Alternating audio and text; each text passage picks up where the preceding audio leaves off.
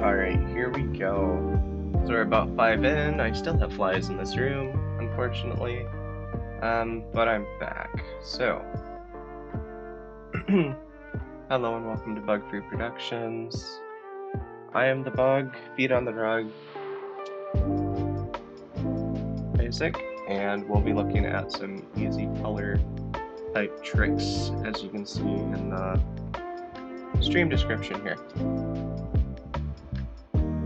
So, with that, let's see, switch themes here.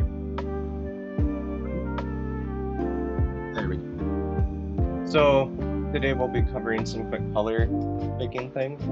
If you like this or want to see what other topics / game topics / programming topics / game streams I've done, you can go ahead and check out the YouTube Bug Free Productions, which has the backlog of all the streams, including the ones I started on YouTube before I moved to Twitch. If you want to see live demos and participate in chat, check out Twitch TV /jib at BFP.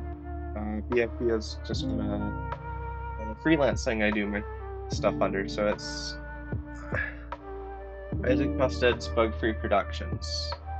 But for URL purposes, I always just use Bug Free Productions as much as I can. So, with that, I have an image on screen here that you can see.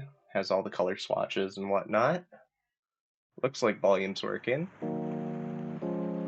Let's go ahead and remember to put that pause right now, because we'll come back to the music. Once we have the color discussion, and I just keep it there so I don't lose my train of thought. As you can see, I've kind of pulled up a color palette I use while I'm developing the UI for my racer game. The racer, if you're interested in making a racer game, I go over a lot of the physics racer concepts for making a physics racer, and you can check out that playlist on YouTube where some of the art components get shifted into the art playlist instead, so that it's not 50 videos to 70 videos in one single code tutorial for people that are just programming. Next, we're also going to view the way I program, not the way I programmed this bug. This bug is just in VideoTube, so right about here-ish, something there, is the bug animated. And he's just cool. And I'll show you how I actually did a different one using just some color picking tricks that I'm going to show here in a little bit. I was going to show my UI color pick scene and show you guys how to develop this stuff, but I don't have time to transfer that file. It's on a different computer that will not stream, so it is where it is, and it's not moving anytime soon, unfortunately. But we'll look at that, and then we'll head over to some comics. So, in order to get moving, let's go ahead and switch over to the other scene. At Art 2, there we go. This should be pretty good, and you can see the little bug in the corner. So you'll always know if your stream disconnect or anything, because if he doesn't move within a reasonable amount of time, it means I'm disconnected probably, or that you are. We have the frame up here, color swatches, other color swatches, and then some elements that I was just playing with for color. So those are just pulled out because they were holding place for here. And we have fully saturated parts of the swatch that I tested against it to see if they make enough contrast, which they kind of do. Maybe not these ones, but I'm fairly certain if you put this in a scene, these two different colors in a scene separate, you can really see a difference. And that should work pretty good. So with that, I'm going to go ahead and close this guy because we won't really need him. I've got my colors saved somewhere else. And what we'll do is we'll actually jump into Affinity design, not photo. So to make the bug animated, it was a simple PNG tuber tutorial that I went through. But essentially, you make the closed eyes,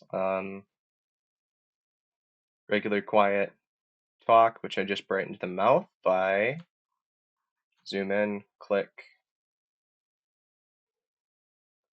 Can we get that blue? Yep. And then if you look at this, so this is HSV, right? HSV mode, which I usually work in. HSL, which could be why it was weird working, because I'm used, um, maybe HSL and HSB are not the same. They're not interchangeable. I don't know what exactly the standardization between those things is, or colors. I just know that my hex code's always saved correctly. Because it just strictly replicates an RGB value. It's just a different way to store it. Instead of using 255, 255, 255, we'd have like 3 sets of 2Fs.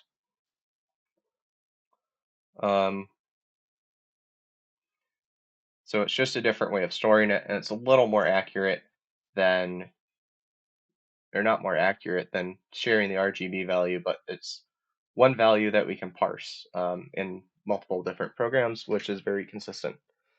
So that's why I like to use hex as long as I'm working for a digital format.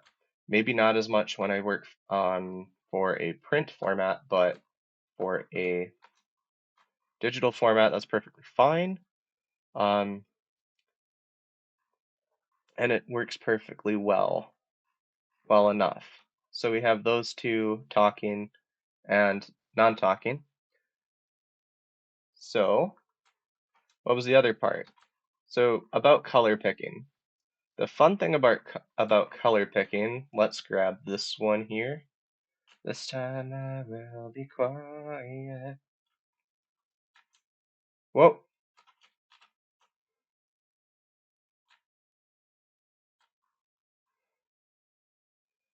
So you can see this. And this one aside, everything else was color picked using the same, or I mean, I guess the cell inspired ones aside. All of this was color picked from just moving the slider around. So as you can see, this is a little hint. It looks a lot like Dragon Ball coloring, except for some of them. So I played around with, I'm like, it's Halloween, so let's dress up the bug, right? It would be really cool if this guy was different colors and that sort of thing. And yeah, it would be. So, but what colors should we use? Like the pink would be an obvious change from the red. The blue is really cool. Um, so the pinks and blues of Super Saiyan uh, SSGSS2 or Super Saiyan Blue, I guess would be the best way to say that. Yeah, so Super Saiyan Blue, Kaioken or Kaioken. Um,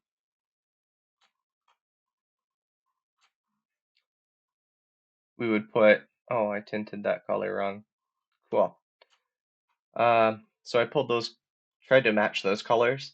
It probably would have been easier to just use the color picking tool over here and go, hey, I want this off of a different image and grab that. Probably would be. I just didn't. I tried to color match a little bit because I'm working.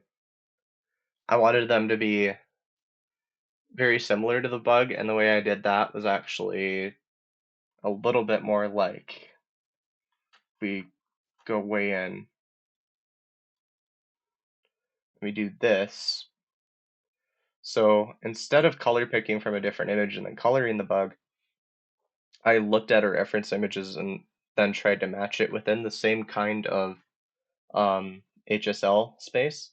So you see H0 is red, S 144 right here.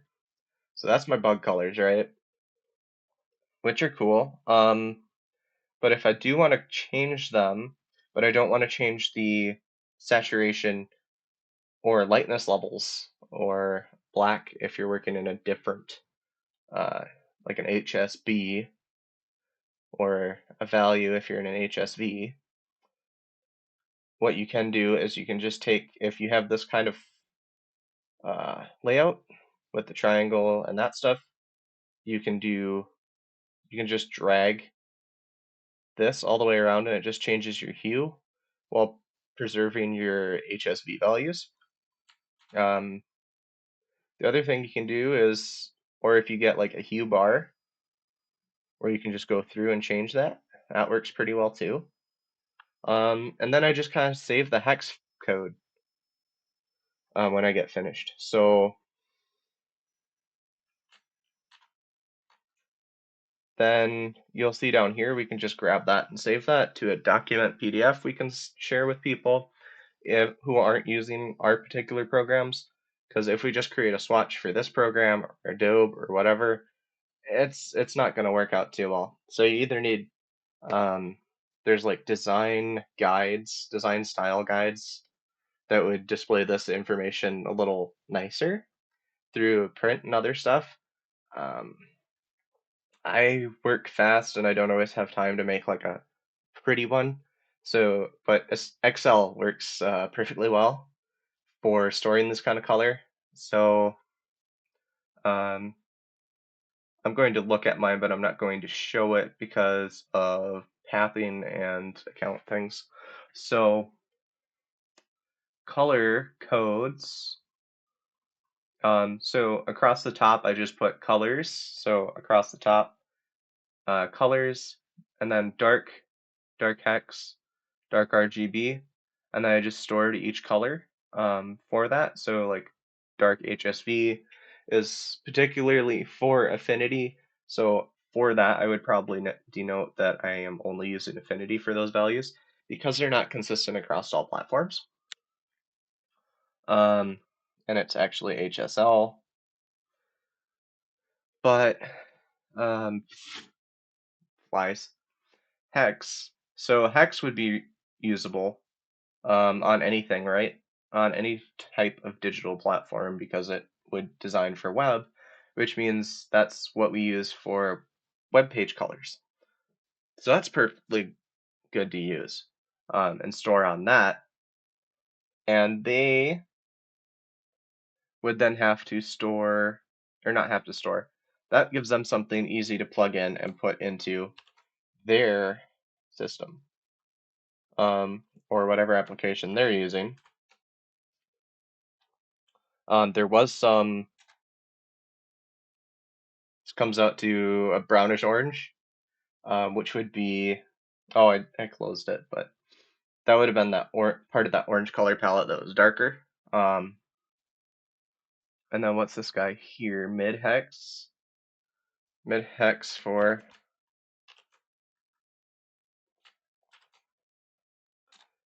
mid-hex for that color palette is here, and you see it gets a lot more orange. And then a light hex, which is this one, which makes it that light orange that I'm just going to use mostly for text and for the top level elements, like loading bars, gauge bars, stuff like that. But then you can see, which is what I did when I made this color swatch. So then I'm like, okay, I want another set of colors that's also very similar to it. What do I do here? Well, the easy solution is to just click and rotate until I get to like the purple. What's that? D5. D579. That's not it. What I actually landed on is this one.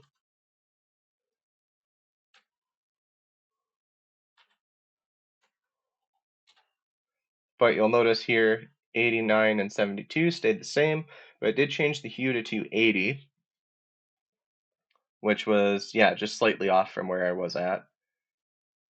So that was the next swatch. From there, you can pretty much record your own colors because once you get the hue and you know the three saturation and lightness levels, you can pretty much fill in all the color codes that you would expect for your swatches.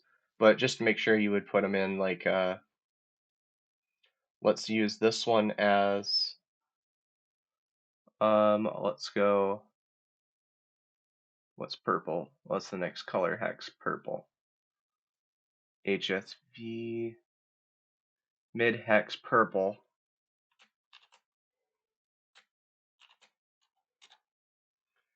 And now you can see all these guys going next to each other. You notice that the most saturated color and the lightest color is up towards is what I'm expecting to be like text and whatnot. So that works out really nice and keeps that in check. What's the dark hex? And then, so then you can see those colors together. So it's this, this, and this, dark being the backmost color, this being like used for my mids and basically used as my midtone, my midground, and then this being the very foremost foreground color, being that it's the lightest and the most saturated color. But they all look very distinct together. I did that by just picking, and the way I got these three different colors is when I started with purple. So I did start with purple, not the orange that I showed. I started with purple, and I picked my colors just by moving around the color wheel, with the exception of I kept the same hue.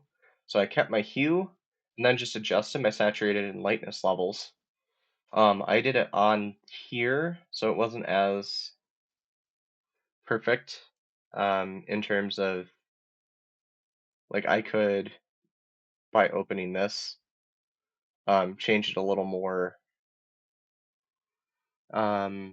meaningfully, or not, intentionally. There we go.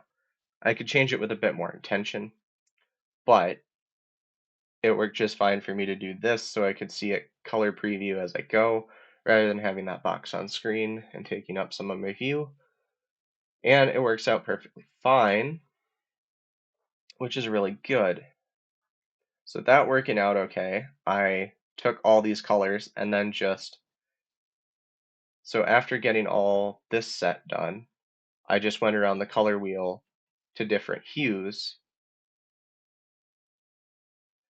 and went, I want a blue one, or I want a green one. I just kind of left all my color swatches up here while I went through that, to make sure that none of the colors were too close together. Like if I was to have, the pink one actually took me a while because I kept getting like here, and that isn't, here, let's drop this off. So this, right? Let's grab the color from here and let's put it in here. And it's the same color, right? So I don't want two UI colors that are, whoop, that's not cool. There.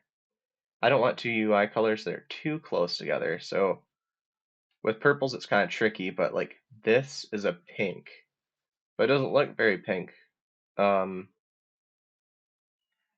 we keep pushing it because it doesn't look very pink next to that purple. And sometimes those colors will be next to each other, so we kind of push it a little bit. Until I got into like a magenta or some kind of color, which the one I settled on is,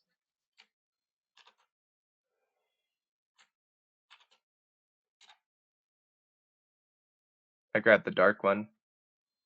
Mer.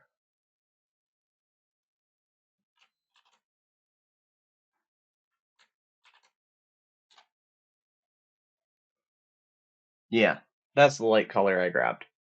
So pretty far away, but if you look, you can see that on the color wheel, it's pretty much in the same spot.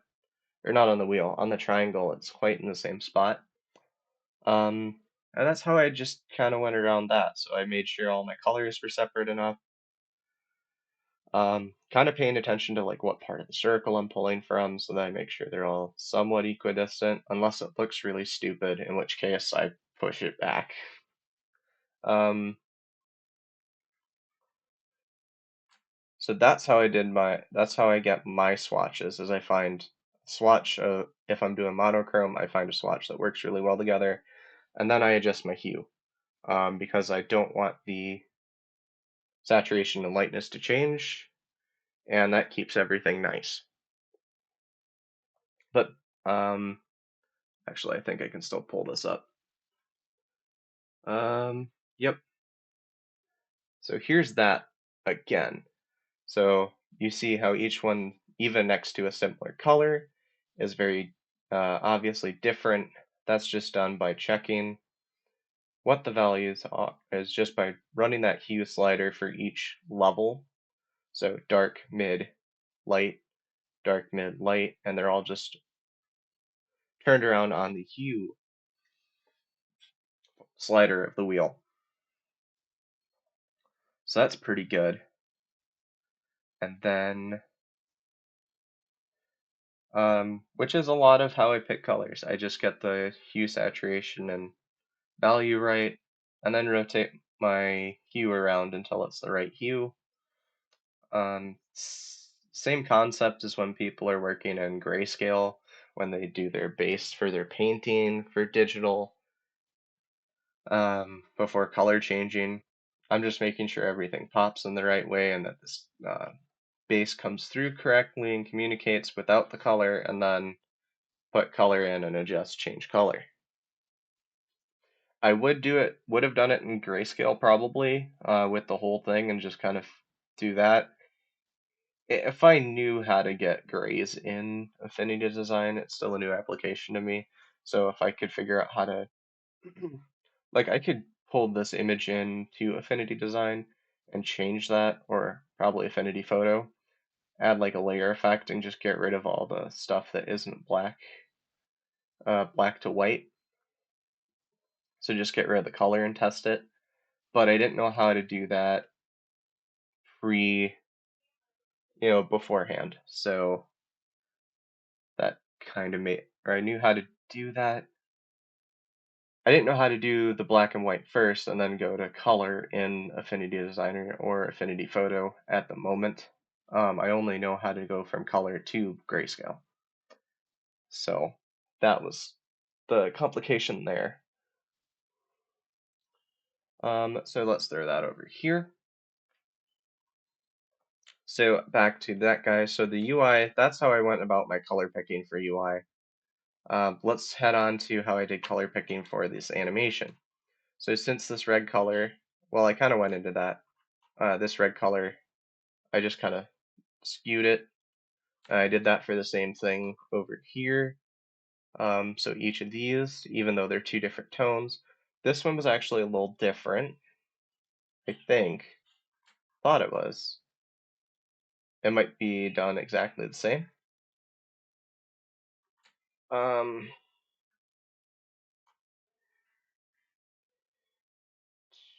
9844.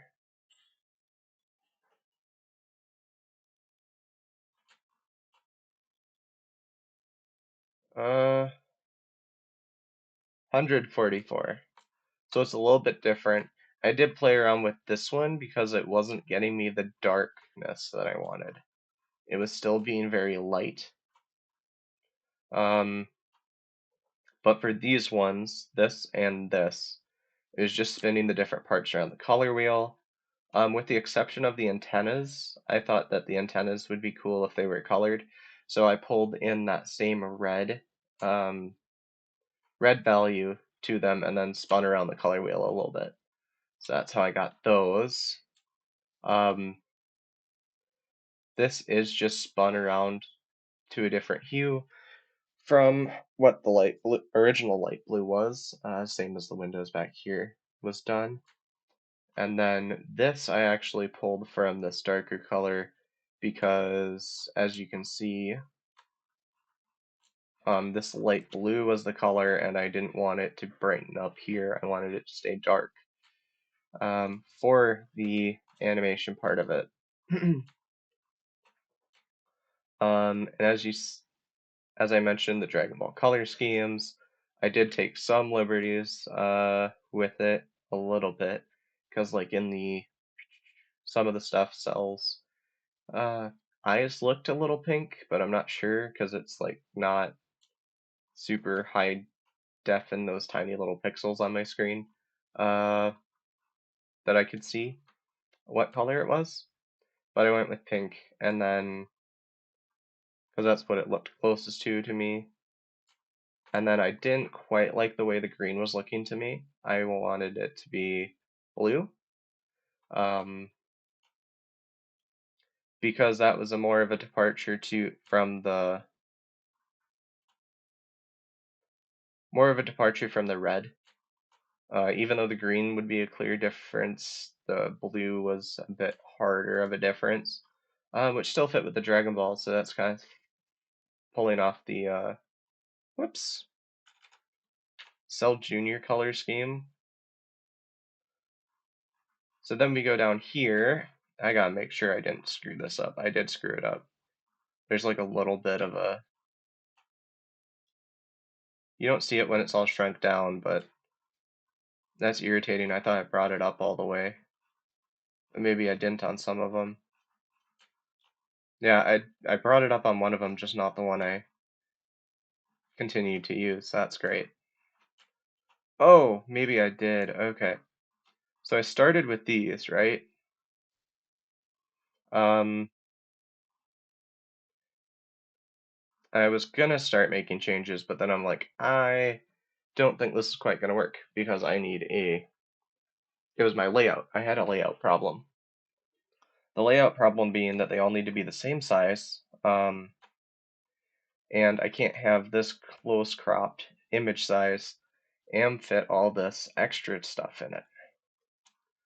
So how do we fix that? We pull open and decide, oh, we'll just start with a much bigger size, right? So here's the first one. I got all the components made, and then I'm like, okay, so what do I do now? Split them up and pick a size that works for both the rage and the quiet talk scene. So you'll see here how I pulled that in. This pink is actually an adjusted hue from the blue, and then, except for the lightning, that one I had to kick it in a little bit from to be a little whiter, because it just wasn't popping against the energy fields at all. And you'll see, I think I did fix it on. Yep, I fixed that little problem of it coming up over the bumper, which isn't a problem in my logo because it's turned differently. But when I turned the mouth to be more upset, it did make a problem with it. So I'm going to go ahead and grab and throw this onto the waiting screen for a second, so I can pull up the other bug. So let's go and do, how do I do? Pop, pop, pop. There. Okay, so I'll be right back with that. I just need to pop over to VideoTube and change my character. So now if I pop open, you'll see the little guy in the corner changed, and this is what it essentially looks like. So that changes that a little bit and makes that nicer. You can see the lightning pops really well once it's animated and everything. And there's just a little extra shake on the VideoTube thing. So there's that one. And you'll see the rocks pop out. You don't see it so much in the shaking one because the lightning pops up and covers it. But it looks pretty nice. and then we go. So that's kind of how I go through my color stuff. Not, I don't have a lot of color opinions. The purple I think was just pulled from the bug. No, the purple color I think again was pulled from the blues. Uh, Saturation and lightness level, and just hue adjusted because I wanted it to come off of the character a little bit. Um, One thing that's important to note when you're doing some color stuff, I guess I do remember this. What is... I don't remember having a stroke on anything. Oh, that's the purple?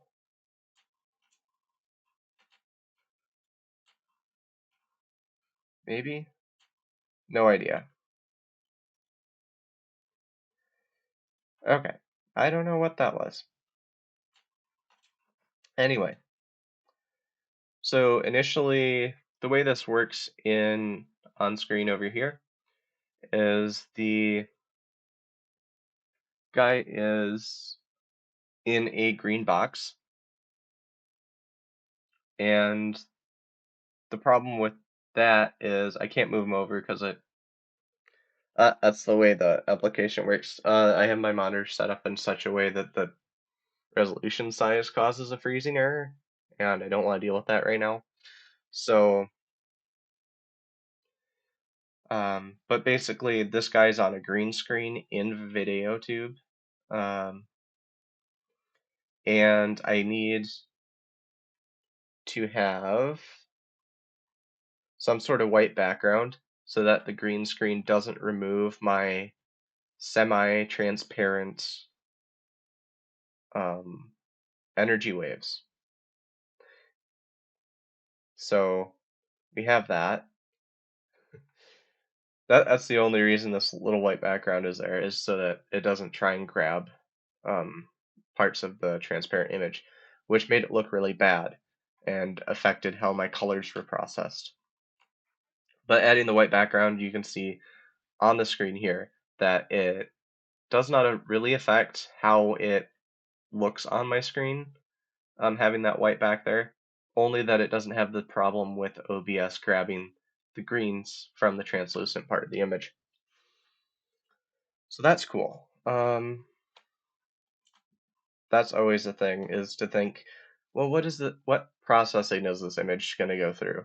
It could be none. It could be, like I said, a green screen. It could be something that doesn't need either one and just applies a image that is transparent, like my old bug logo used to be on screen in the corner, and now it's just this, and now it's the animated thing where it used to be just a still image that was didn't have any background to it, so it was.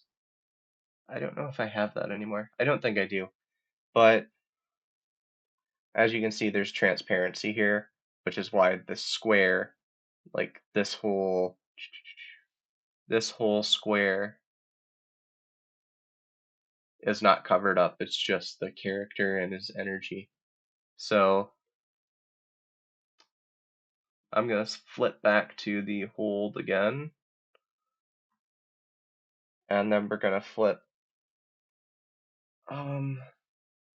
this guy back to the original. And then we're going to flip back to R2 again. So yeah, there's a little bit of advice on color picking, or how to pick a color palette. I will actually go through and show you guys some Unity at a later date, about I finished the color picking, no, color replacements thing for my UI, which is just, if you watch the earlier video, that it has white images in it that can be tinted to get you the accurate hex color um, that you see here without changing your images a bunch. And because they're white images, they receive a white tint, which is no tint in Unity. But if you change it, it'll change to one of these colors that you give it, which is really useful if you want to allow your programmer to adjust the colors in Engine. So unless you need something illustrated or a bit more decorative, I would probably have that kind of discussion because it makes things a lot easier to change colors later. Rather than having a bunch of specific objects, you can just have all the colors get replaced on the fly or according to your player choices, stuff like that. Could also be kind of cool if you had like hearts. So like a health bar. It's really useful for health bars, but it's even more useful if you have like if you have ice characters, right? Icy characters, you could give the heart like an icy sheen, or make the heart like an icy blue. Should be somewhere in like where is that object? Let's just pick an object. Let's make the square. So I'm not adjusting important things. Now let's pick a square that doesn't matter.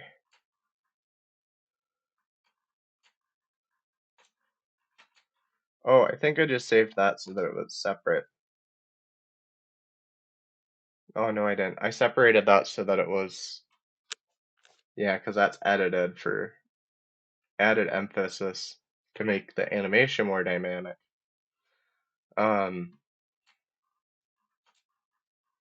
So let's get rid of this. Let's go back to here, and what's an icy blue gonna look like for us? Probably, I kind of want it silvery.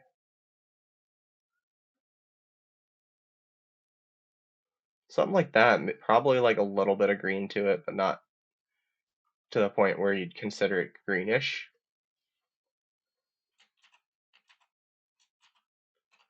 And actually, right, yeah, maybe, yeah, right about there. That's what I would consider like an icy blue. And let's say, um, give it like the same. Let's give it that one. But then let's use that same hue and go. So you could do stark white, could do blue. What I'd actually do is like maybe a little bit silvery. So up, very light, somewhat saturated blue, very grayed, and now you have kind of an icy color with an icy stroke. But then say your programmer wanted to, instead of editing it in this way and having to have a bunch of colored images, you just simply have, for this I'm going to have to go, let me increase the stroke size. Okay, let's do that. And then let's, it's in layer in this application. And just like you would in Adobe, you go and find your expand strokes, expand stroke. Okay, so now this is separate, but also its own color. So if we look at that, that's awesome, right? Now it's separate, you can move it around. So you'd have two images, one that is the outline and one that is the intersection. And then the programmer, if you do this, and just make them both completely white, whoops, it's not what I wanted. Make them both completely white. They're still separate, and they can color them separate in Unity or possibly whatever other engine they might be using. Might have some kind of tinting ability. Um, but then they can color these separate. So you can still design everything as a whole, but separate it into pieces that they can then color after the fact. Um,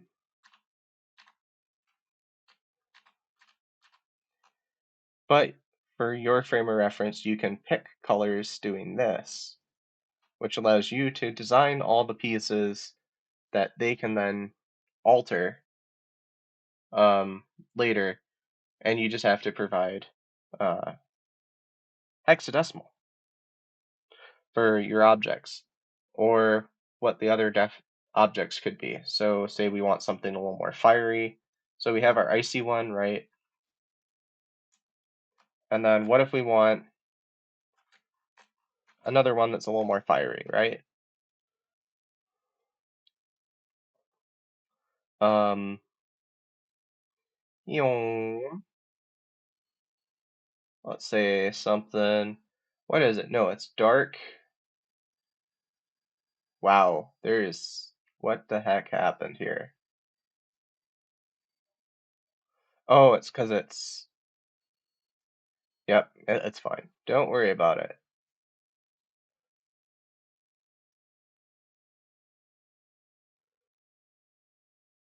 So it's usually like orange in the center. Yeah, maybe we might adjust the saturation lightness in this case because it doesn't make it look very fiery, but the colors are fiery, are more fiery. Um,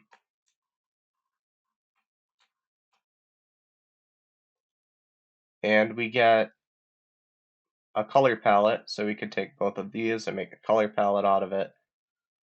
Just giving the hex codes for these two different settings, and then somebody else could program it in the engine so that it can be done dynamically based on player selection rather than we have to make all of these, save them, take up a bunch of space in the program, and then they still have to route all those different images, replace them, and place them rather than just tinting them a little bit, which makes a lot more work for both the design team and uh, programmers because references are not fun to set up for images. It's much easier to reference components, at least in Unity, it's easier to reference components than it is to reference individual and adjust colors rather than it is to replace whole images all the time.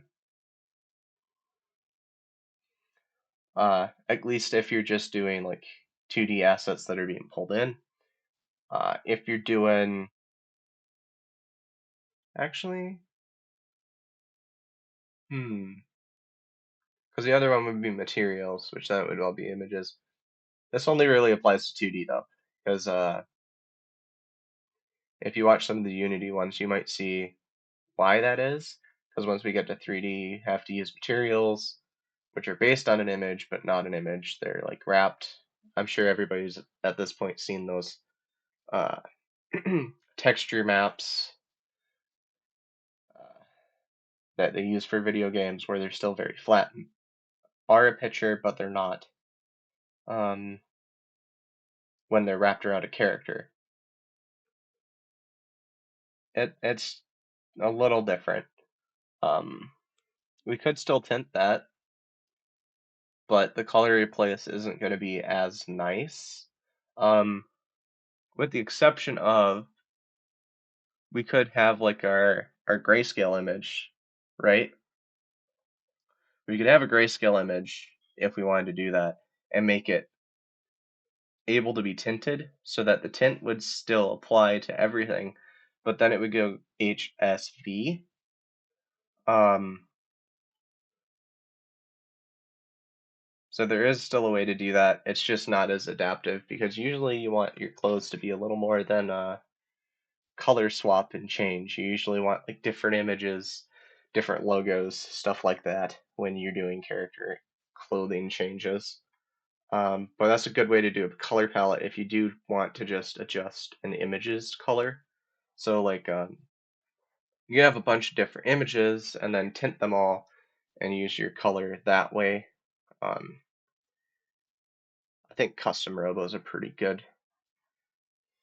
The old one for like the GameCube has a good example of that, where it's just it has a like special coat of paint, and then it has the like I assume they just have like a grayscale image that's then tinted as a wrap for the other four colors, red, blue, green, yellow, because that's what I would think you would do anyways. So you have that sort of thing. There's lots of ways to do it, but just keep in mind you don't want to produce too many images but you do want to make sure that you find all of your colors if you're doing the art or design part of the game, and this helps you move through and eliminate some of the headache of searching for a color so that I'm not going through and being like, okay, I need a color to go with this. I better go all over the square to find it. Not necessary. You can just drag around your hues a little bit sometimes, and it'll be perfectly fine, especially if you want your color palettes to be really not match, but really similar in values. That's a really good way to do it, especially if you have foreground, midground, background for all of these color swatches for your color palette. Um, yeah, so there's that. We'll probably get into some comics pretty quick here. I don't know that there's anything else I want to say about this at all.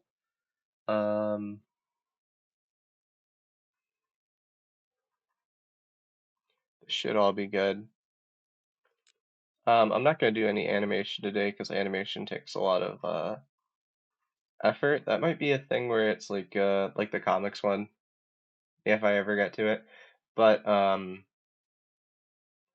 also looking at doing more different kinds of comics that I really want to get started, and I'm not sure that I have time for doing much more complicated animation than like the 2 frame, or I guess in this case 4 frame animation. Um, frame 1, frame 2, frame 3, frame 4. But that's the basics of how I do my color replacement. Just pay attention to these values. If you have stuff that you want to make different color swatches for, make sure to leave 2 of those the same and just rotate the hue. If you want to adjust your stuff to be more background, make it either darker or lighter. And then same thing with foreground and midground, you want to be somewhere between those two. Um, like I won't have this. That's not the way I want it to work.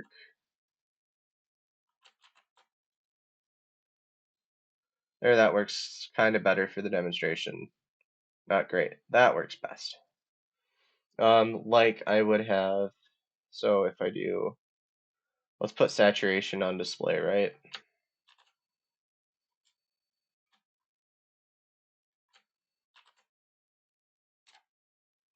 All right. There seems like there's a stroke here. There is. That doesn't have one, that doesn't have one, that doesn't have one, that does have one. Kill that one too.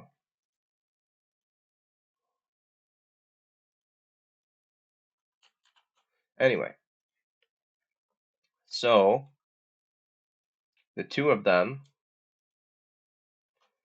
so let's say this is the background, okay? Background, let's put our background color here, actually.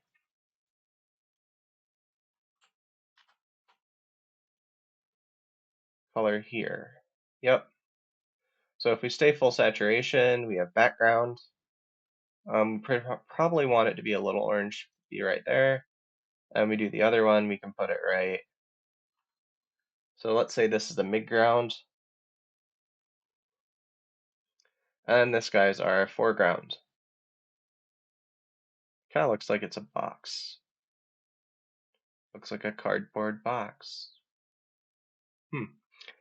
But anyway, so this is your, if you think about the swatch, this would be the backmost color that everything's going to be in back of. And then this would be your midground, so you could cover it up, do a text box.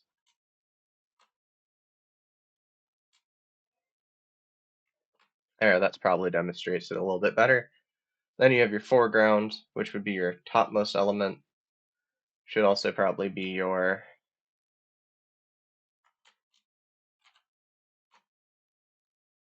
used for your text.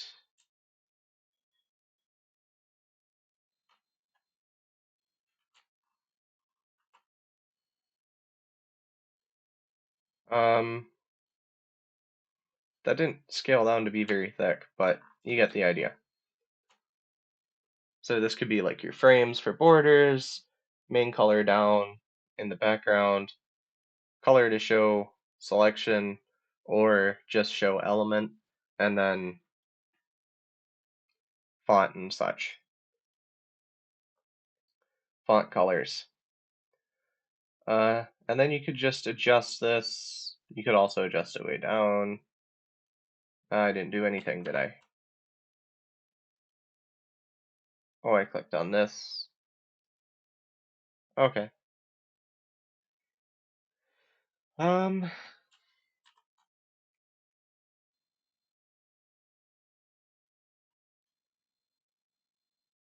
why did it?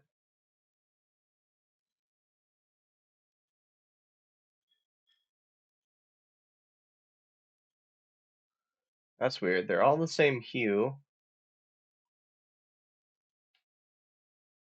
of 31, right? Yep. I think it might be something with it. Yeah, it was just weird with the preview. That's over in the corner. This is like halfway. This is way, not way back, but just a little bit farther back. Okay, I was reading that wrong. That's fine then.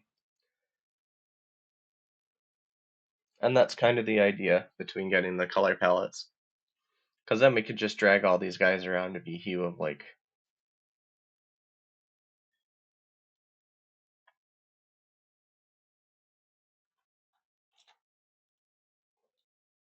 drag all this around to be like 297, 297, 297, 297, and no information is lost. Like none of our, this would look perfectly fine as a color swap, keeps in mind the same everything else, saturation and lights are all the same, pretty much looks identical in terms of saturation and value, except it has a different hue, which looks really nice. And then even if you put all of those colors back next to each other, so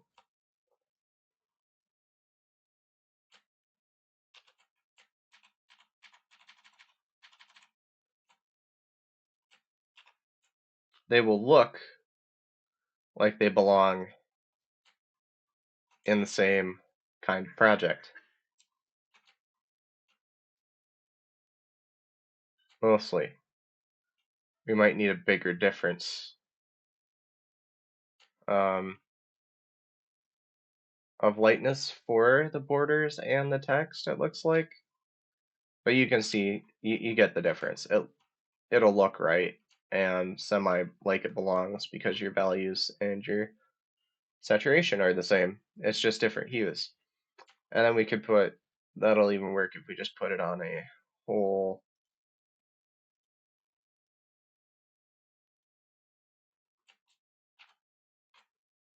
put it on a,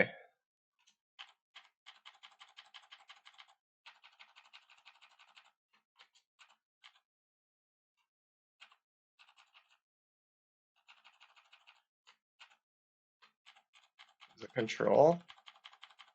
Yeah, it is control. I forgot my shortcuts, but it's fine.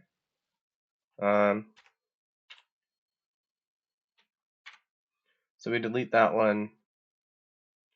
Then we put this on just like a black or a white.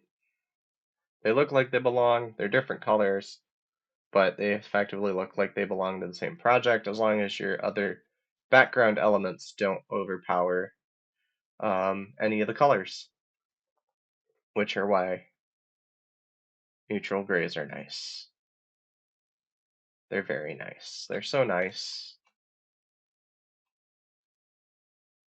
Um,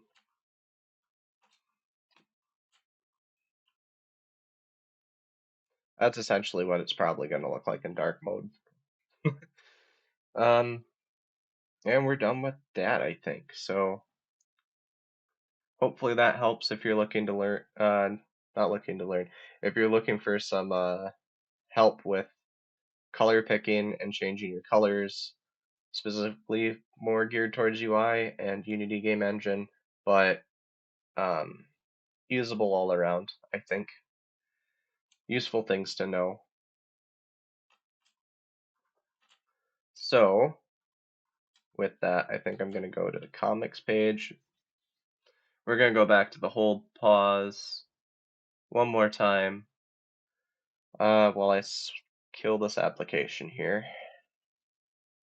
Do not save, because I do not care about any of the changes I made. I did pull in some more images, so we're back in this one. I pulled some more images in case I get done with this today on a 55-minute mark. That's not looking too good. I'm gonna go ahead and do a mid, an on break thing. So where we got, just flashing that up again. So to anyone new or just a reminder, you can watch the live demos on Twitch, and you can watch the old videos over on YouTube. And if you're viewing it and you've watched a few, think about sharing, subscribing, and following if you haven't yet, as we head into our comic inking portion today. So let's head over here. We got sharing's a big thing right now because it's still a small project of mine, and I would really love to try and do some not more things, but get this stuff done faster.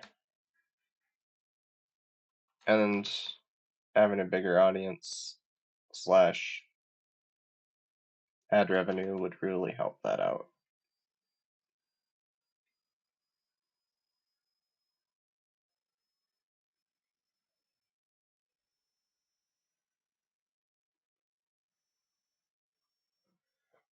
And why don't I draw the whole hands here? Well, that would be a complicated mess for someone like me anyway. And this is what the actual viewer's probably going to see. So don't want too many lines in there.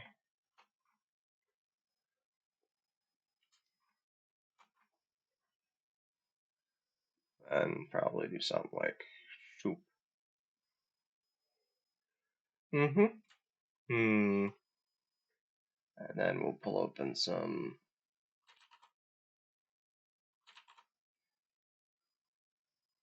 It's pretty good.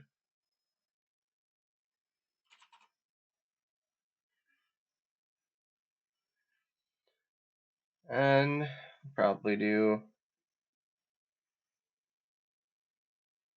And then something like that. This fly is really buzzing around and bugging people. Hmm.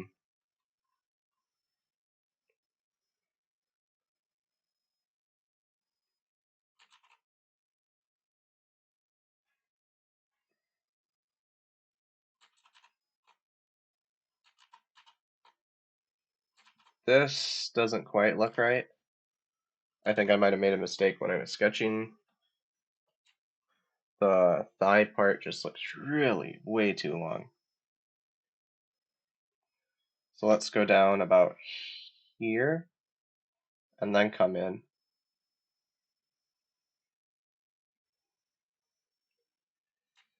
Hmm.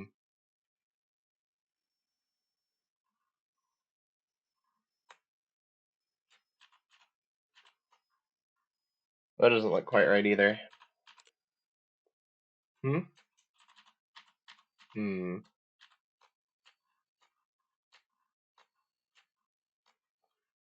Maybe it's this line.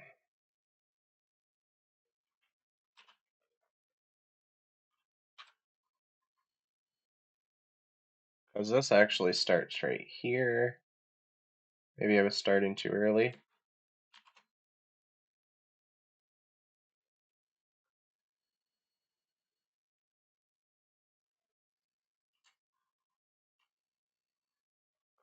Yeah, running away is a bit of a harder angle for me to draw. I think this was the first one I ever actually drew, where they're running away.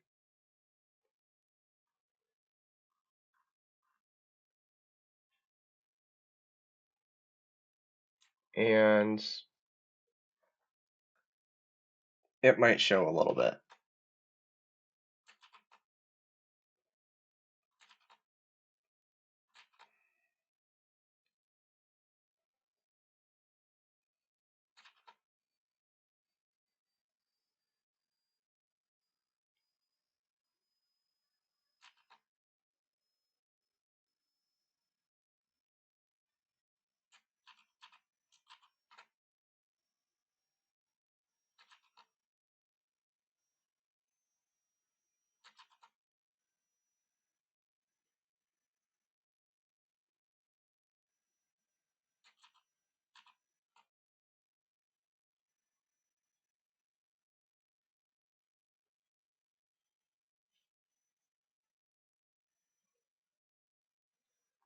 As you can tell, it's not very good.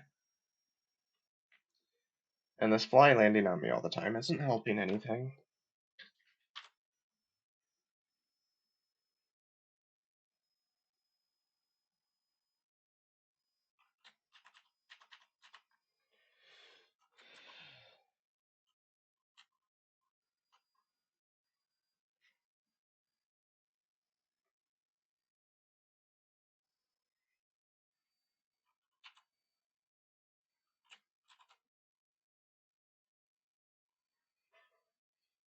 Great. Close enough.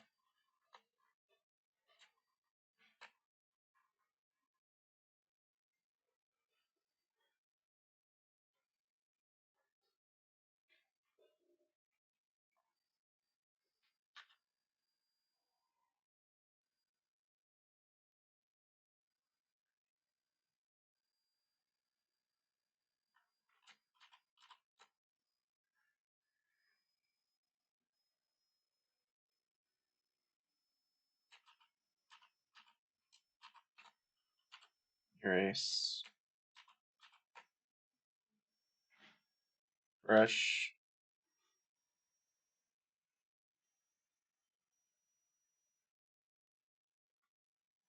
And then we do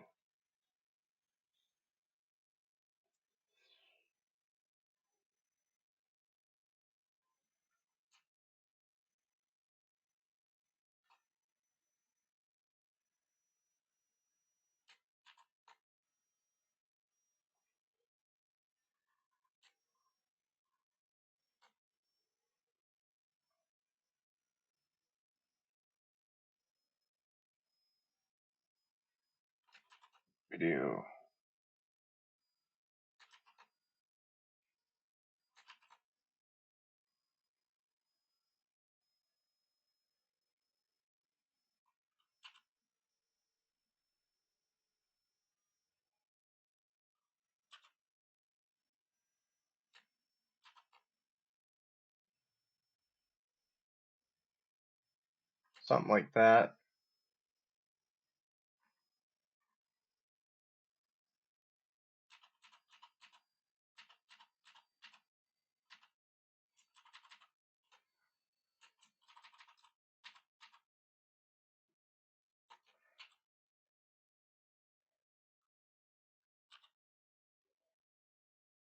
I'm also trying a new pressure sensitivity thing too. There, something like that, and then we'll shade it later. That looks a little bit better. Yeah. I know that's kind of irritating and not very, what do I do here? Net, thing. Yeah, it's looking okay.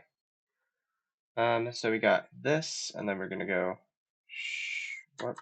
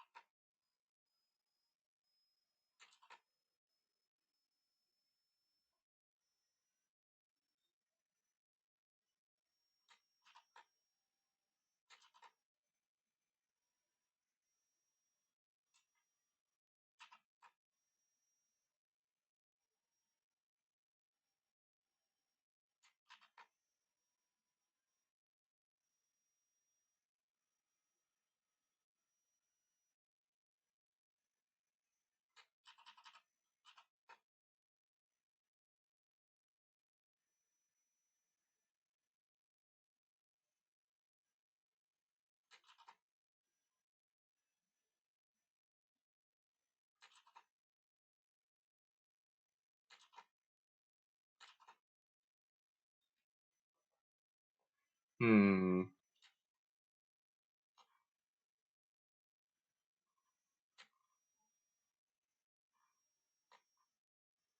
still looking pretty good.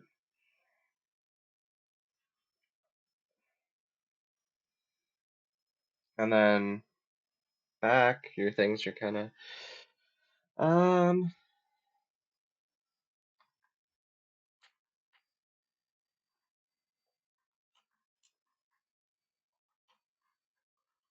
it's not very,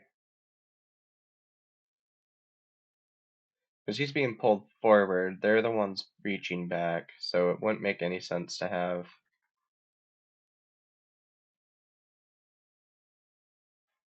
the thing there.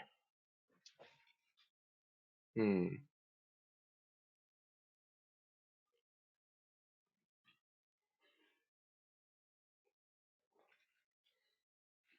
Hmm.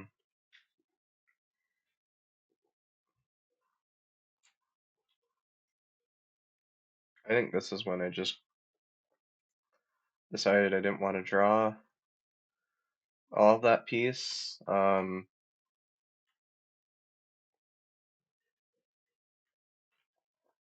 because it would have been, I couldn't figure it out. So we think about his body being somewhere in there, right? He's leaning forward, which means he's not gonna, something like that, and then shoulder be something like that,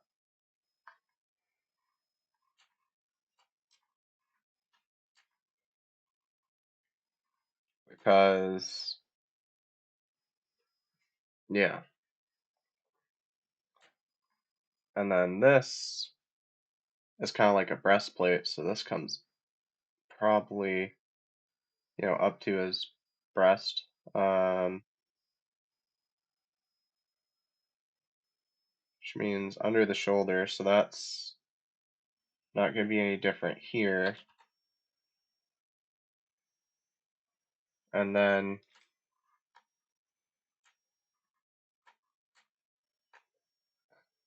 we get this one, and we do, and this is just because we want to show that he's big, strong dog. Um, and despite this big, strong dog, they are more afraid of the circus for some reason.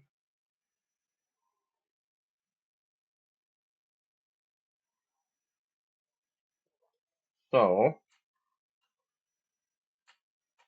or not, they are more afraid of, they are still afraid of this circus for some reason.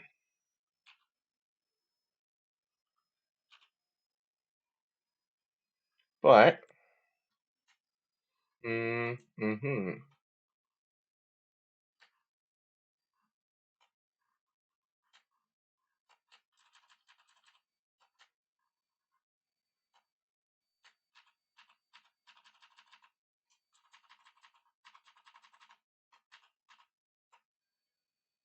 erase this part.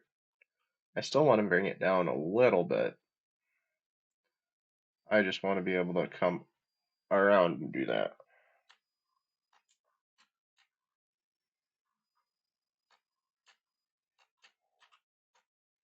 That's Power Toys if anyone's interested.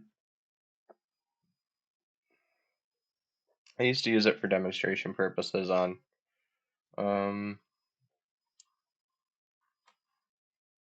programming tutorials, but I just don't use it anymore.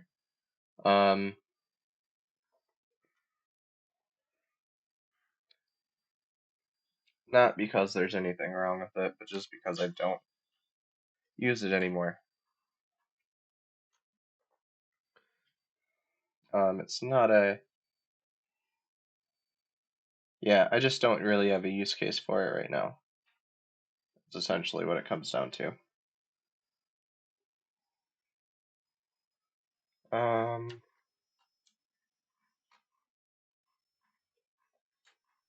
We'll come in with a finer pen and do that in a minute. It's all looking pretty good. That still hasn't been inked in yet. So before we do too much detailing, we're gonna want to go down and do that. Probably go do some of this. See, now we got our waist here. I never actually designed, well, I did design actually. I just wasn't sure if I wanted to draw all that because I'm not that good with drawing fast yet, which is why these take so long. I'm sure there's people like, it's taking him so long to draw a line. And it's getting a little bit better because I have some practice in actually doing digital now. It's not like it used to be where it's just like, I know what a pen is. Or I know what a drawing program is.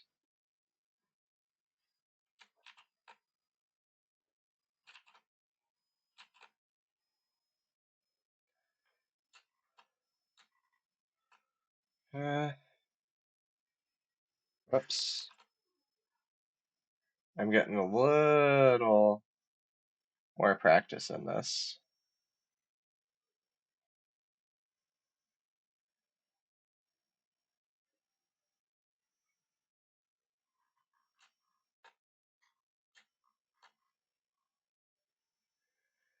Which, judging by how well this is going, I've either gotten a lot better at digital drawing or that pressure sensitivity changing made all the world's difference in my ability to draw a straight line in a program.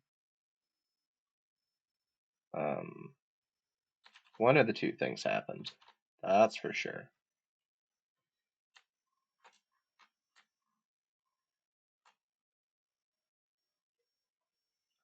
And I really like how that last character's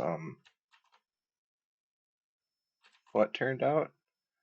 Not that I'm proud of it, I just like that it was better than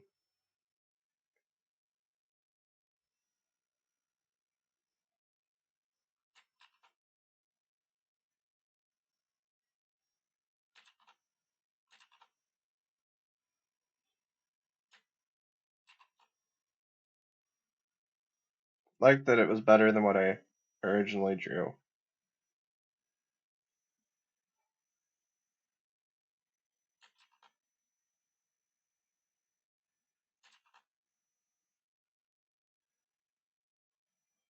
And erase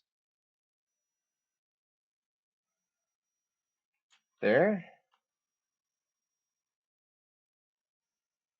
I think the idea was they still had dog paws, but I'm not gonna do that. I've decided, I guess.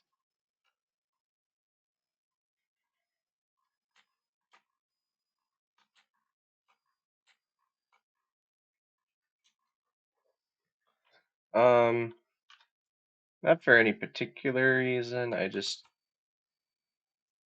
extra challenge, not welcome right now. I got enough things to learn.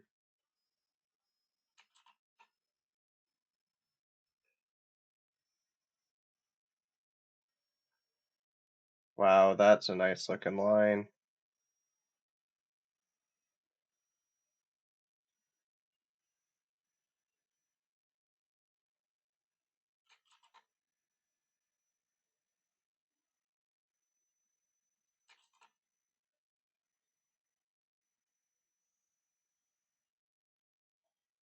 How's that look? Looks bad.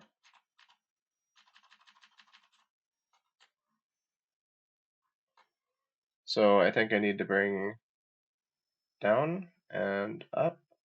Nope, too close together.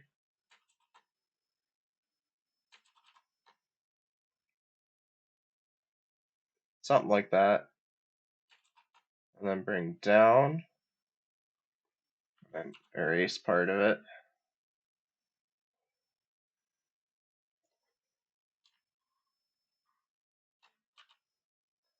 And we get a line.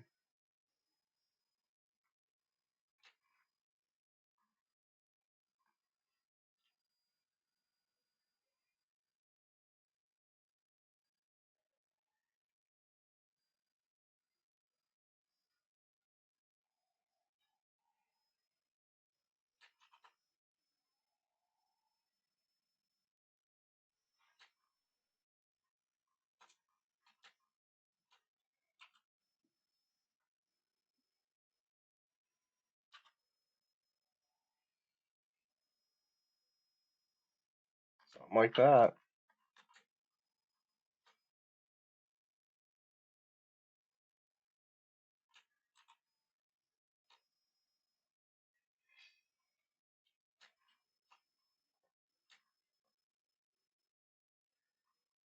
And we got a, hmm,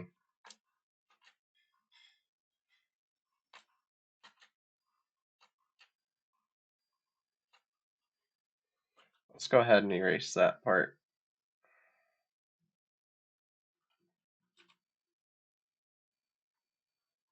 Because judging by that, that's what I did on the last one.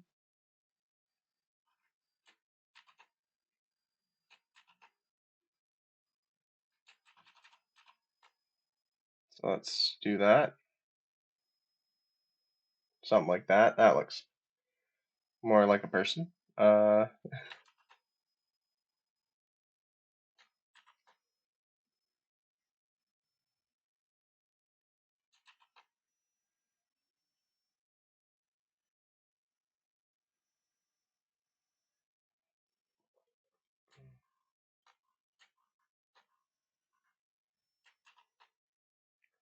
Maybe.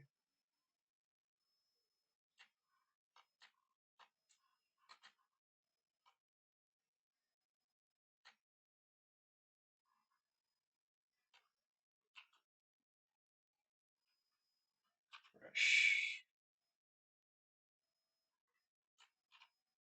Whoops.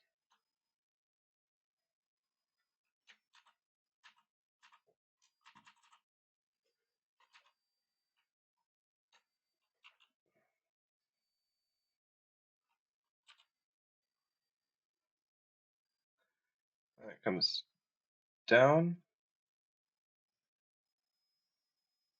and just into that. Yeah, looks better. Goodbye, fly. Get off my desk. So then we do another gentle little one.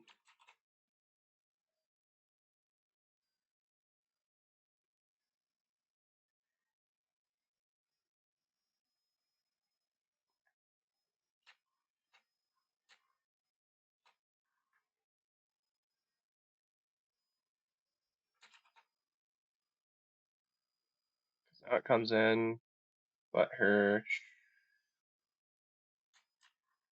Oh,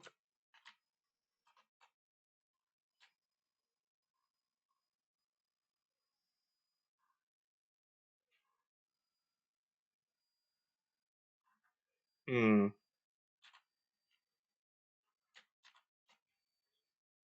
Let's go ahead and get this in first. So it'd be something like that.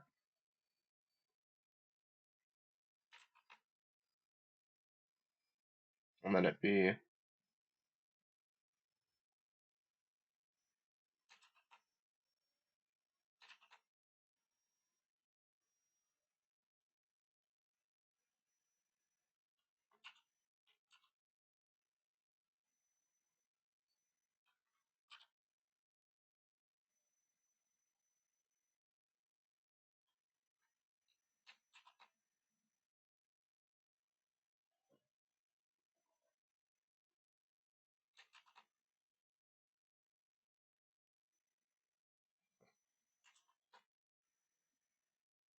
One more trim. There we go. Mm-hmm.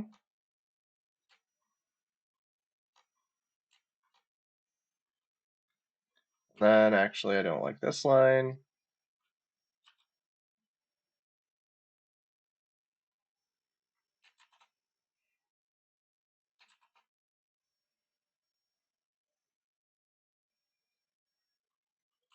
Perfect.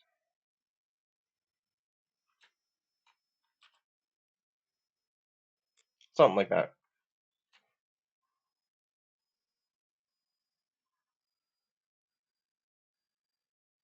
Mm-hmm.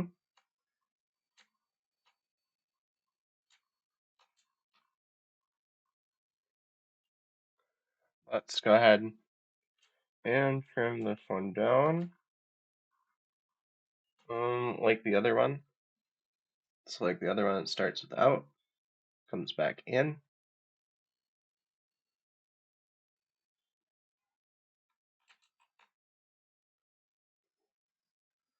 So if I was thinking I'd be somewhere in here, to be right about here.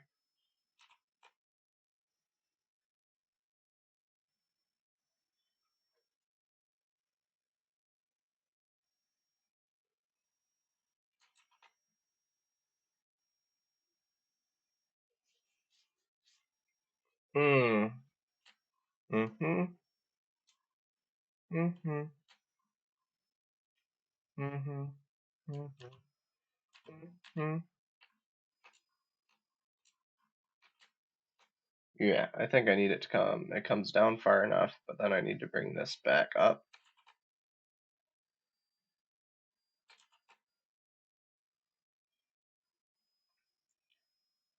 That just comes in.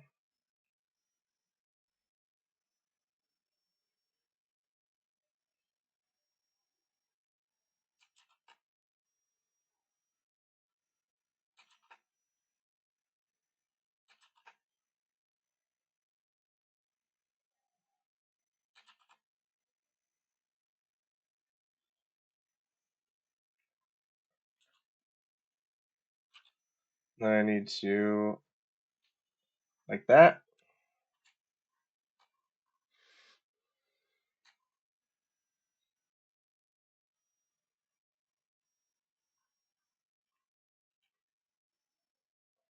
We probably need to balance this a little bit better.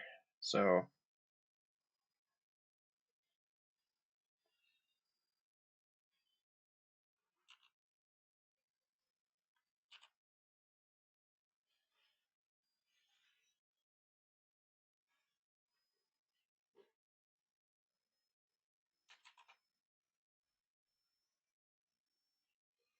mm-hmm.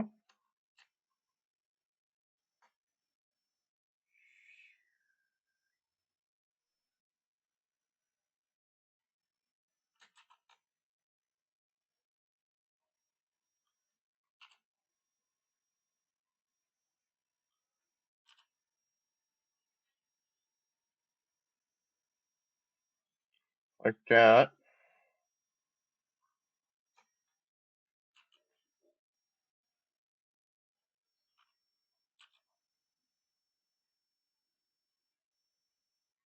Something like that. Just keeping a little divide to help me find my place later.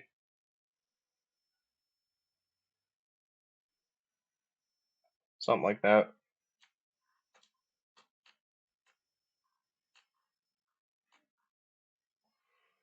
There we go. Something like that. Just do a hint at back muscles.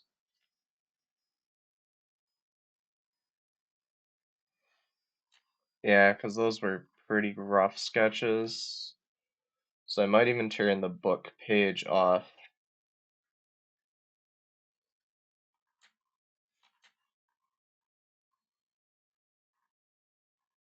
Oh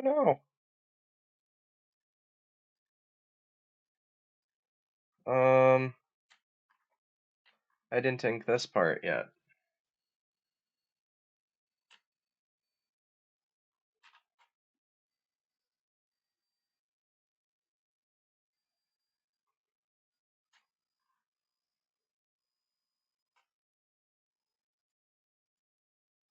Hmm.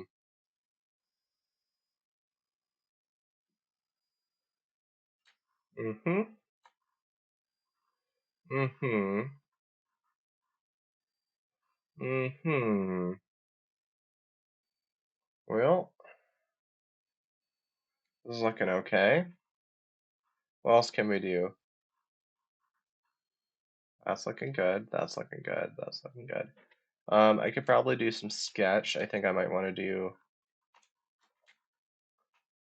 some ink on so let's put him in some boots.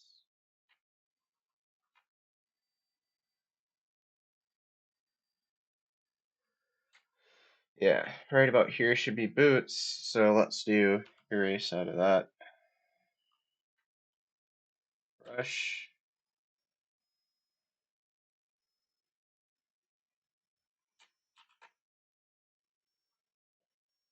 At this angle you won't see the rest of the boot around it.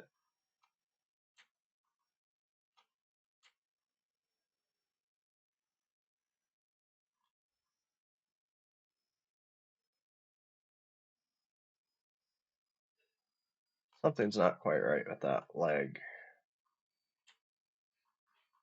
The knee is higher on one side than it is on the other. Because that knee should be.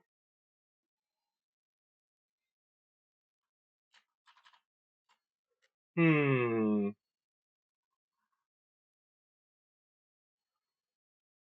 Wonder if I could just adjust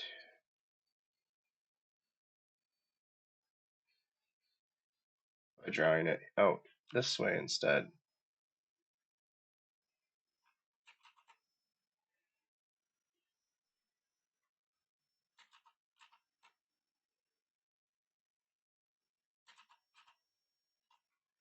Crap. Alright, erase the whole damn thing, I guess. Just erase it all. Ink. Yep, just erase that crap. That was my favorite foot too. Wait.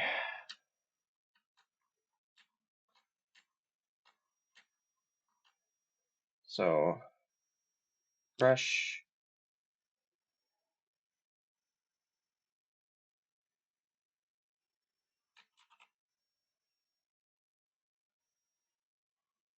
And then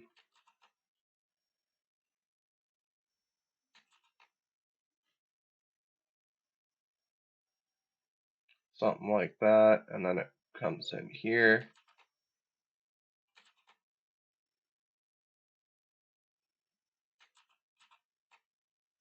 Comes in here.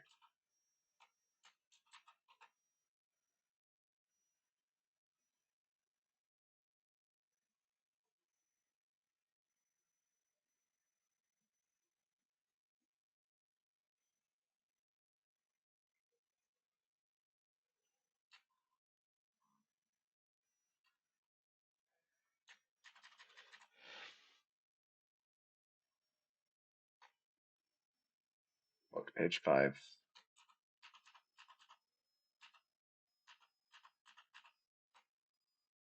Let's try this.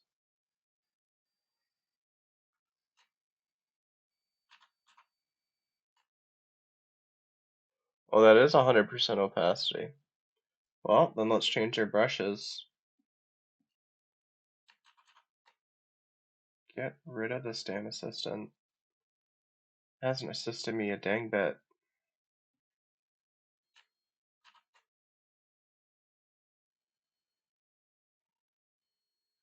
Okay.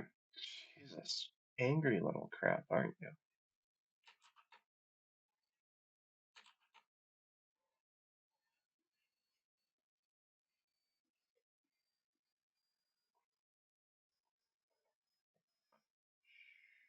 Let's redraw this in here.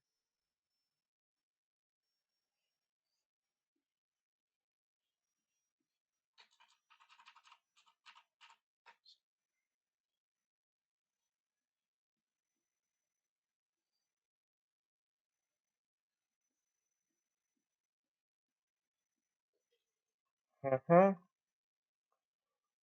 And then it's going to be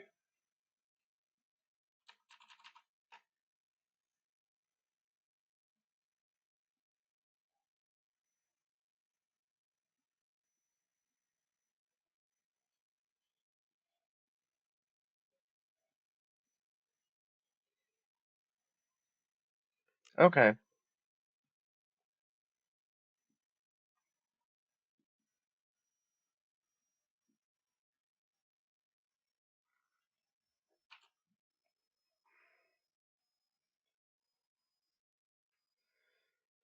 Okay.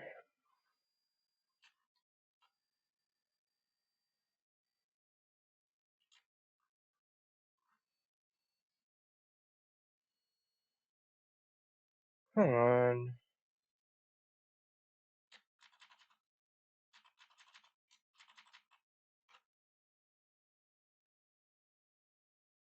Uh, hmm.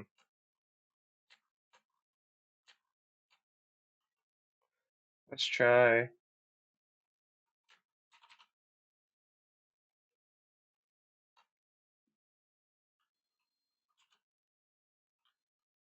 Let's try and just do it.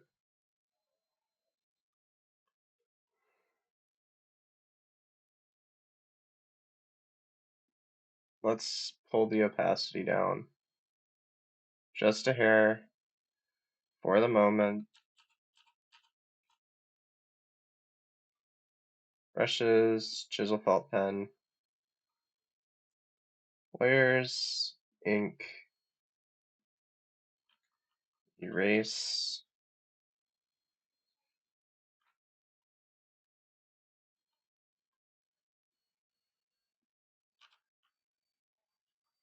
Okay. What the F? Was I down to a 0.8? I was down to a 0.8 or 10.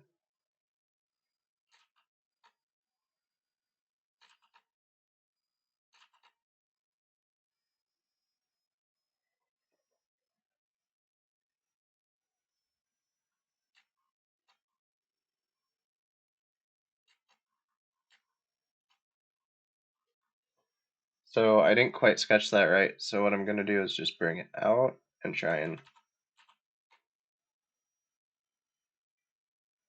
bring it out and then bring it back in. Should then turn into this.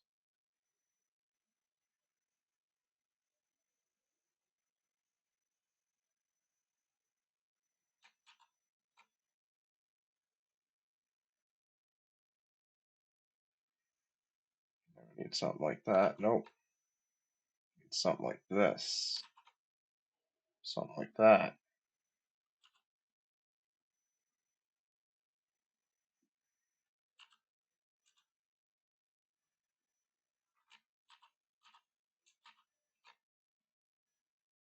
Cool. And then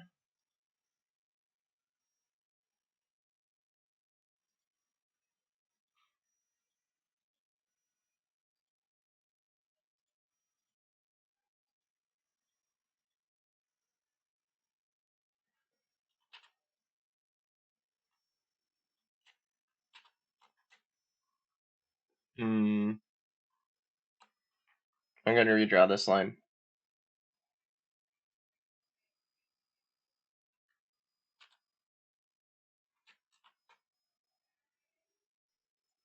Mm-hmm. Mm-hmm.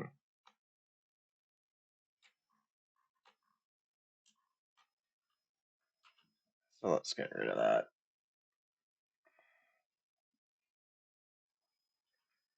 And then brush. And then something like that. Frickin' fly. Freaking flies. How's this looking? Good so far. Okay. Now that I have that ink in place, I'll come back and do more details later.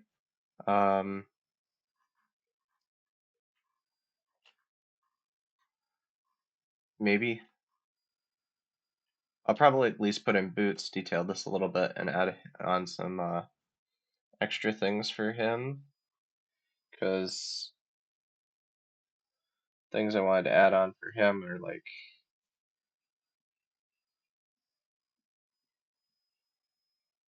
some armor type thing, where this would be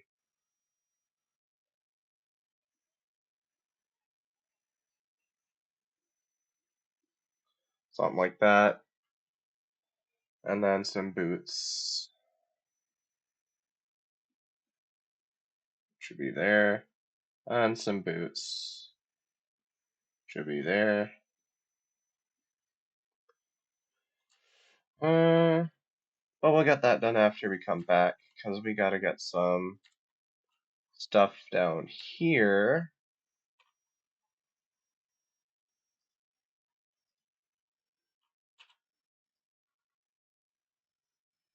So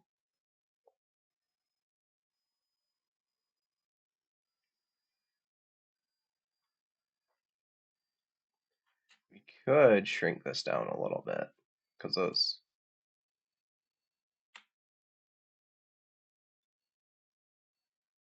something like that. How would that look? That would probably look pretty good without cutting off too many lines. Um, yep. So let's go brush, let's go ink, and let's go brush. What is ink? I think it's just that the size is weird. Yep, so let's go. I don't know that I'll need 20, but 15 should be pretty good. Yeah, that should be pretty good for some lines. I could draw that all in with shading, but I really don't like to. Um,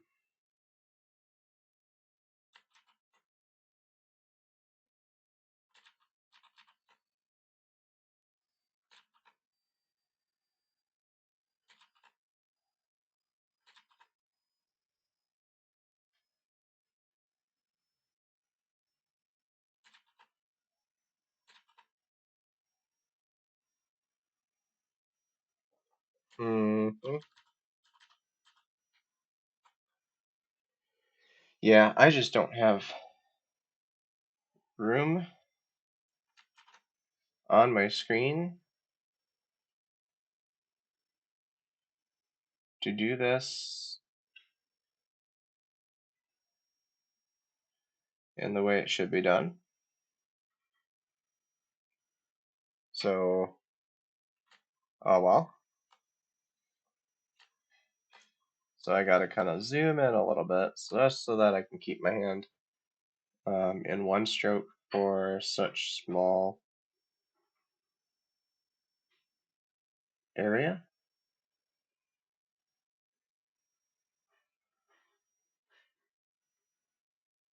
Whoops.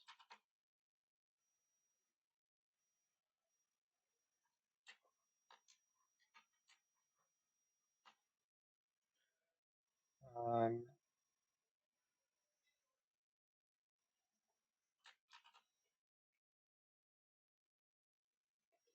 hmm.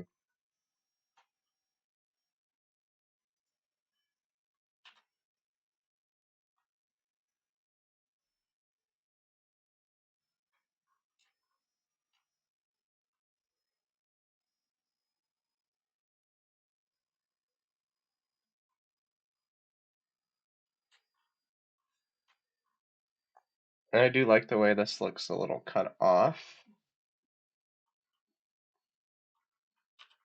but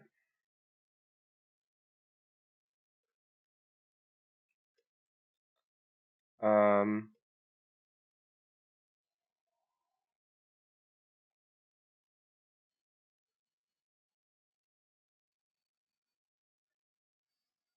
something there made it a little bit bigger, angled it a little differently than it was in the other part of it, but that should be fine.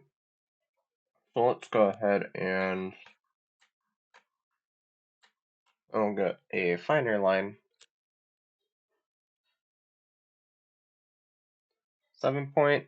That might be a bit small. We'll see how it goes.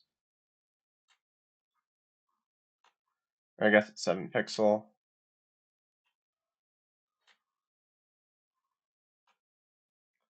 So then we got, so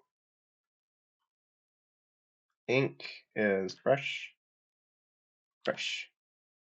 So we should have, it should be above here.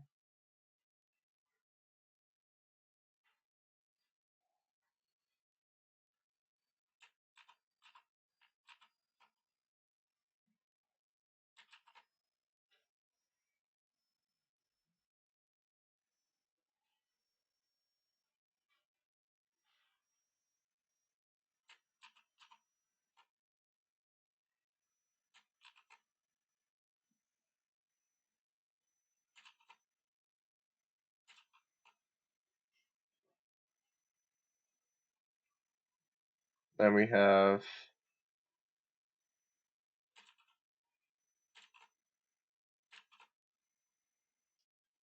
hmm.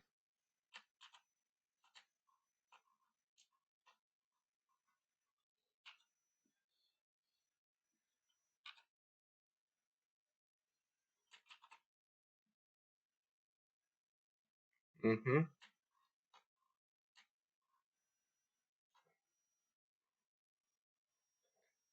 Um,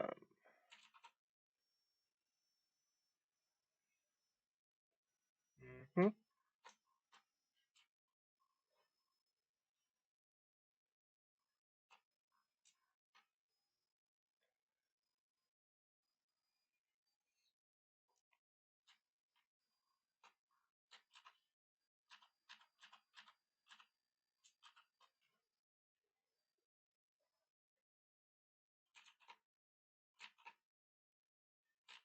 God Christ. Why is this so bad? I can't get my frickin' hand to work sometimes. Ugh.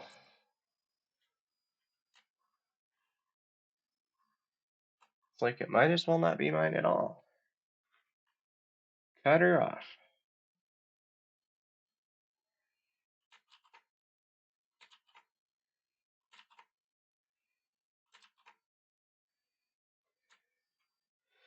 Good enough of a line. Hell with it.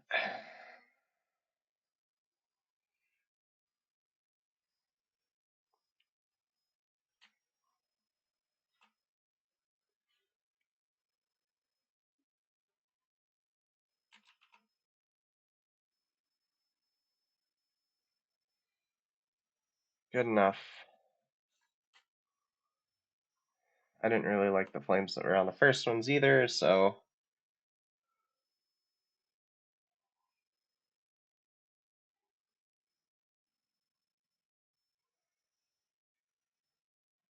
which coloring is where this could really come to life, but since we're not really going to be coloring this.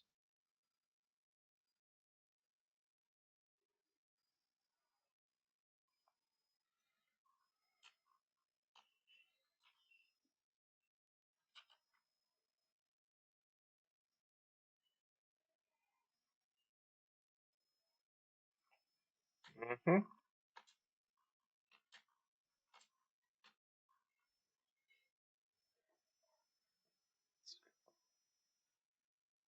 What?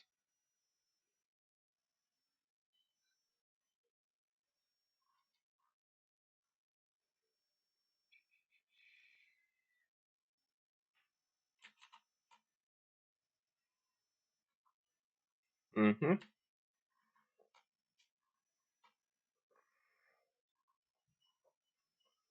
And then we can highlight some of the bricks in here.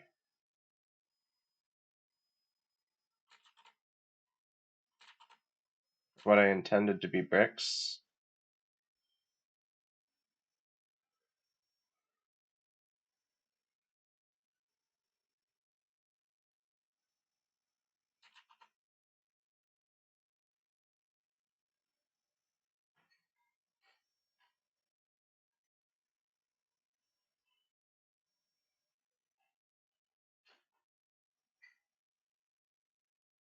Nope.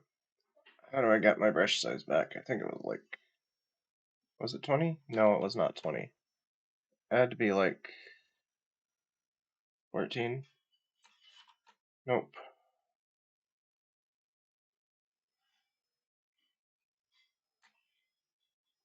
Oh, the other one was probably 14, 15.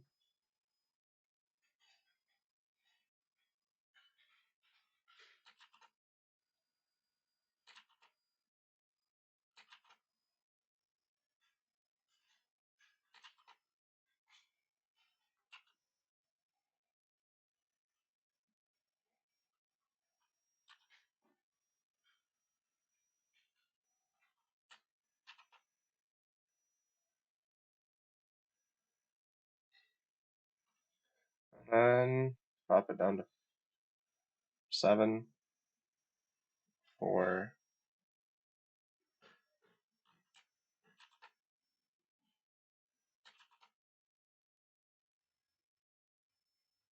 Close enough.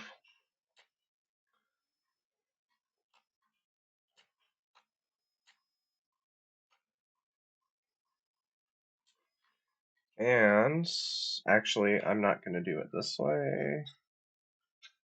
I'm actually going to do the bricks and stuff in the shading layer. Just highlight them with white, probably. Because it'll be cooler if it looks lit rather than if it looks like I drew rectangles. So we'll get rid of that. So then there's that. There's this speech bubble we can fill out. Everything looks done. Time to move on to the shading. So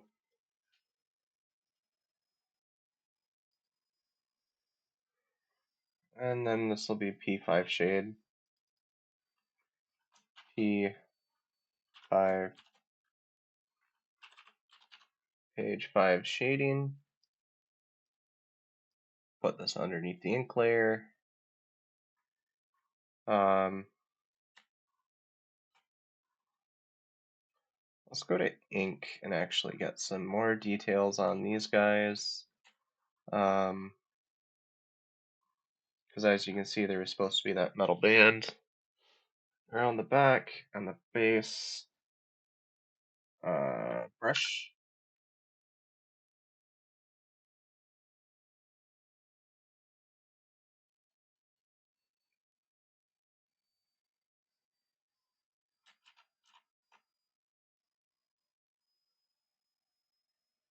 Cool.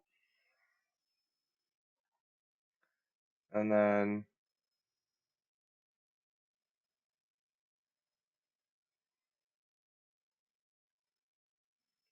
something like that is pretty much the size that it was gonna be.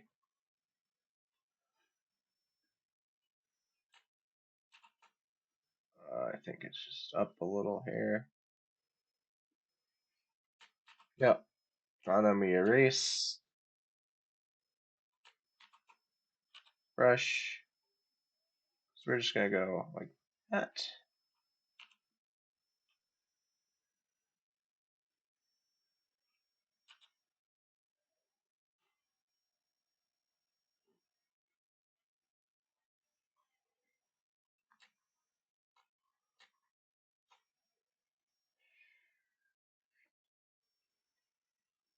Erase. Brush that way. Brush that way. That way.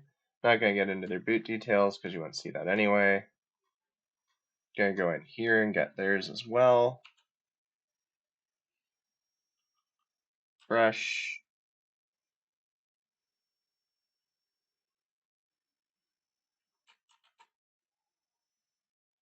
Cool. Then this one, which would be right about there.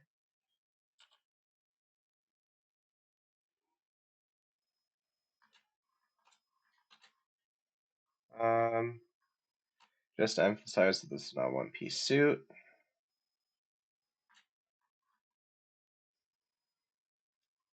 We'll probably do more of the shading in a minute with them.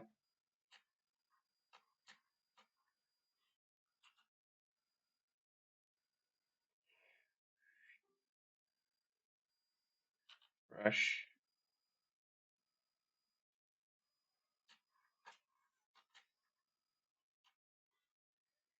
Erase. Calf to there. Brush. Something like that. Don't worry greatly about it. I'm not going to end up going back and fixing that foot because it looks. I guess I am.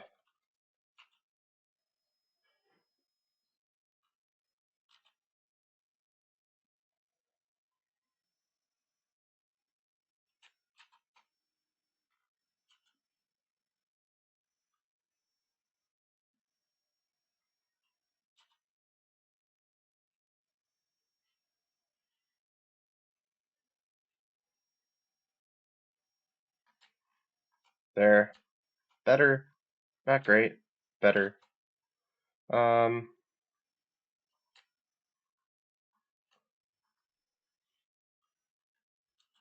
Eraser. Crap.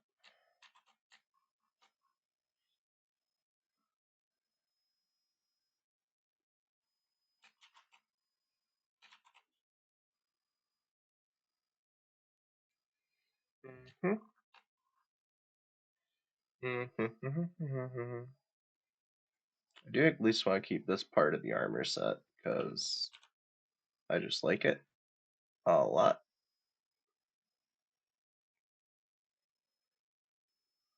Um, Maybe a stretch.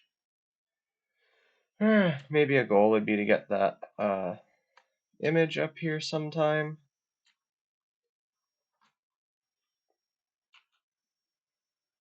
And show everybody that, but there is a really cool um, sketch I did for this character long before I actually started the idea of the comic.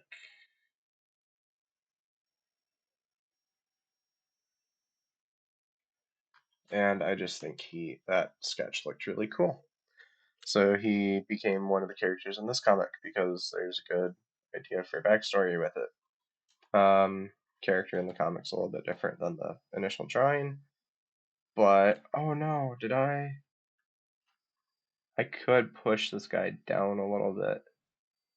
It looks like he got pulled up. But I don't think I will, because that would actually wreck some other things. It's fine where it is. So this looks pretty good. Probably start shading now, actually. Let's go get a round watery brush. Go back to layers, shade. All right.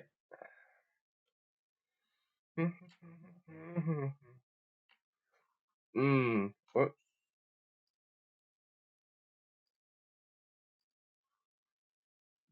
Should probably just put a rounded off ink line there.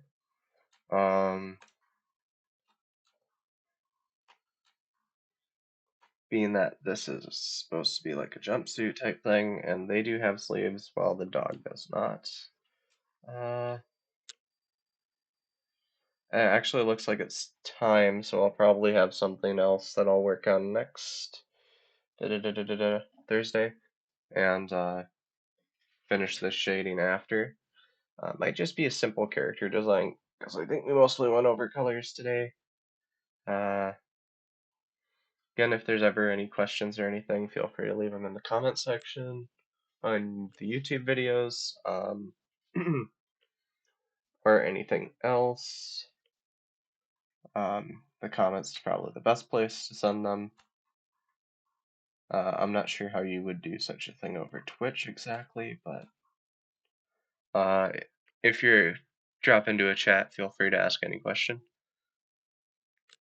I think we're gonna pop over to the other scene now, and there we are. So remember, live demos on Twitch and at YouTube. You can see all the different types of things, all the past demos, including two neat playlists that if you like this one, you might want to check out. There's the Making Comics stream, there's the art Making Comics playlist, the art playlist, which does have some overlap right now because I'm kind of doing half and half for these. Um, because I don't like to sit and do demonstrations for too long. That's why my coding is usually I'll walk through and sometimes has more than one topic in it. So with that, I think we're all good here. We got the bouncing little bug, and I think we'll head out on that note. Everybody have a bug-free night. Remember to like, share, and subscribe.